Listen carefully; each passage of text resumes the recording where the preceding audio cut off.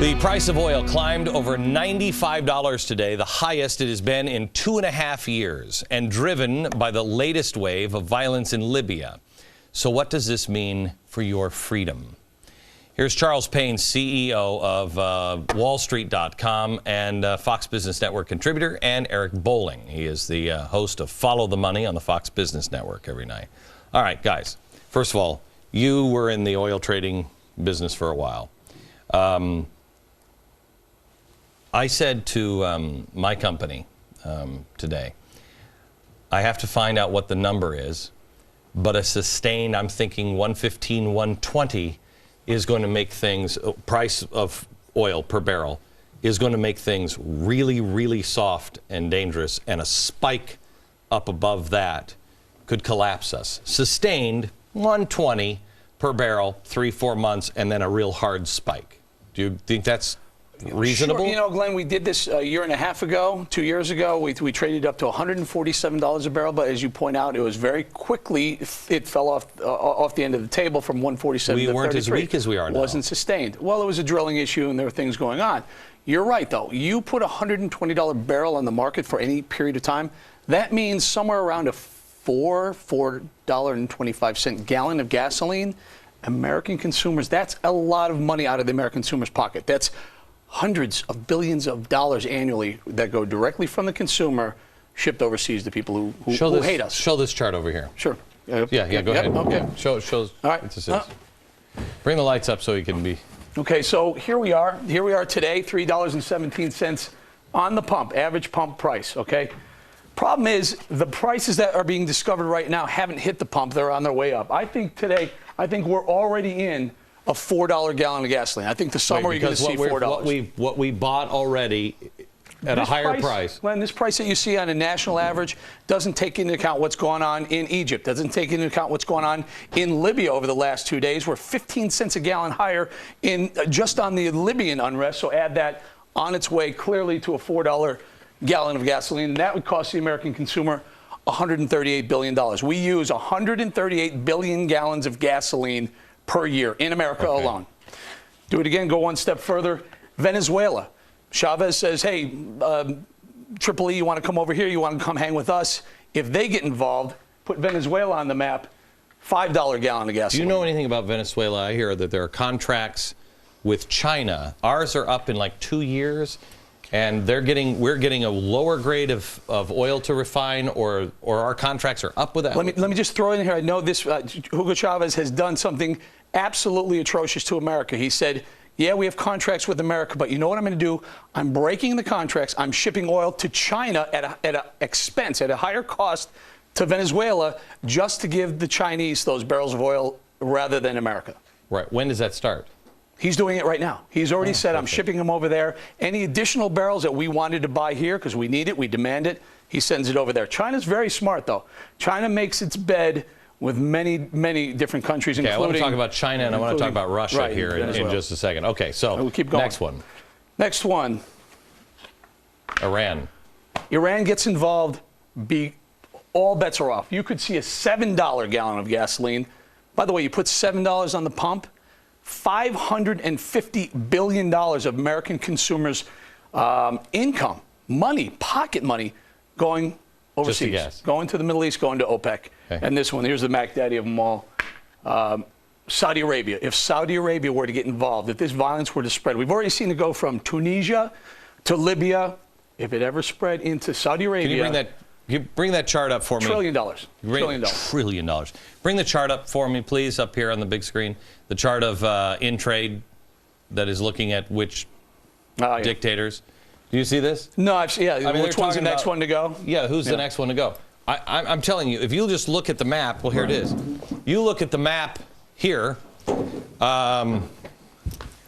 You look at the map here. Right here. Here's Libya. Here's Egypt, Algeria. Here's Saudi Arabia. This one is on fire right now. The United Arab Emirates, which is, I think it's about here. Bahrain, or not the UAE, but the Bahrain is right there. So you have this on fire, this on fire, this is on fire, this is on fire, this is on fire. Then you have Iran right up here. You have Jordan also on fire. Saudi Arabia is not going to be able to withstand that pressure. They're getting it from all sides. They'll get it from all sides. You know, what's really interesting is if you look at all the OPEC members, Libya, there's only 4 countries where the per capita GDP is higher than Libya. Now this thing, the spark, could have been economic, food inflation, those type of things. But Libyans make 3 times more than Egyptians. So this is going beyond just an economic struggle. Okay. Next on the list is Saudi Arabia. Let's go there because you also have some thoughts on youth riots as well. So let's go back to Saudi Arabia next. Well, Saudi Arabia. Hang on, next. Okay. Yeah.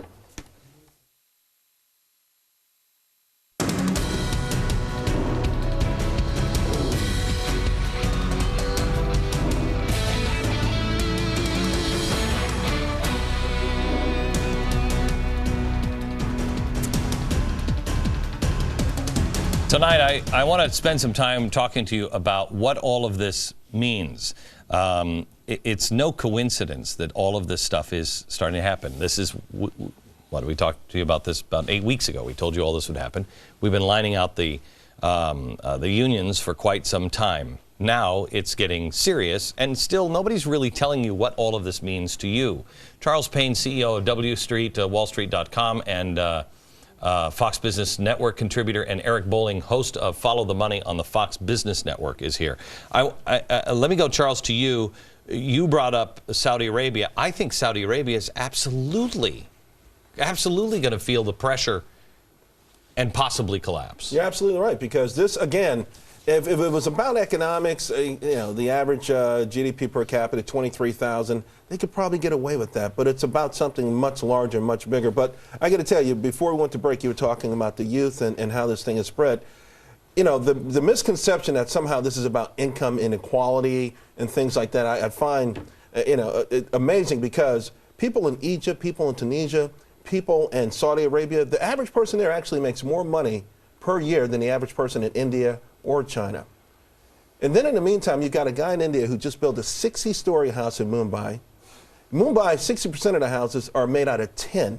So you've got this 60-story single-family house casting a shadow on all of these shanties, and people aren't in the streets. You know why? Why? Because they look up at that and they say, that can be me. We're losing that in this country. But around the world, in certain pockets of the world where you don't see this stuff going on, it has nothing to do with per capita income. Again, it has to do with the fact where young people believe they have a chance, that there's upward mobility. And unfortunately, what I'm worried about, we're talking about all these other countries. In this country, our youth don't really believe there's upward mobility. And the only reason there's not outrage out there is because they think we have a cool president. Well, wow. That's saying something. It's scary, because they're going to put off their own revolution for 2, perhaps 6 more years. Well, he will. I think he will throw his weight behind what's happening. Show the front of the building now. This is the front of Fox. Now this is a cheddar revolution, is what they're calling it. On Saturday, 70,000 activists protested Governor Walker in Madison, Wisconsin. The Tea Party mobilized to counter-protest to support Walker, but a tiny turnout of 2,000. We beat him 35-1. So we'll have a victory rally on Tuesday in front of the real Tea Party headquarters, Fox News. We'll start at 5 p.m., exactly when Tea Party leader Glenn Beck goes on. Beck insists the American people support him. No, I don't insist that at all. I believe the American people support our founders. But we'll show him the American people really support our teachers, our firefighters, our police, and our unions. I agree with everything up until the unions. Americans don't support the unions. They do support our police and firefighters and teachers, and I think you'll be hard-pressed to find anybody on television that supports their police more than I do.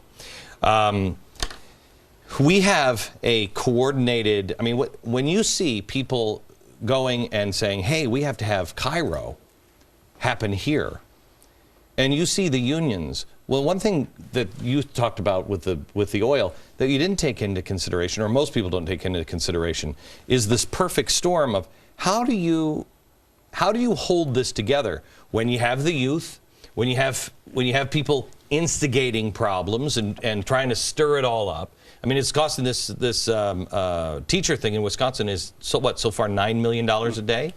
How do you hold this together? I don't or know. not a day for the whole thing, $9 million. I'm not sure how you hold it together, Glenn. Last night on the show, I had a kid. We had a reporter in the audience, a kid. He went up to a little boy. He's 6 years old.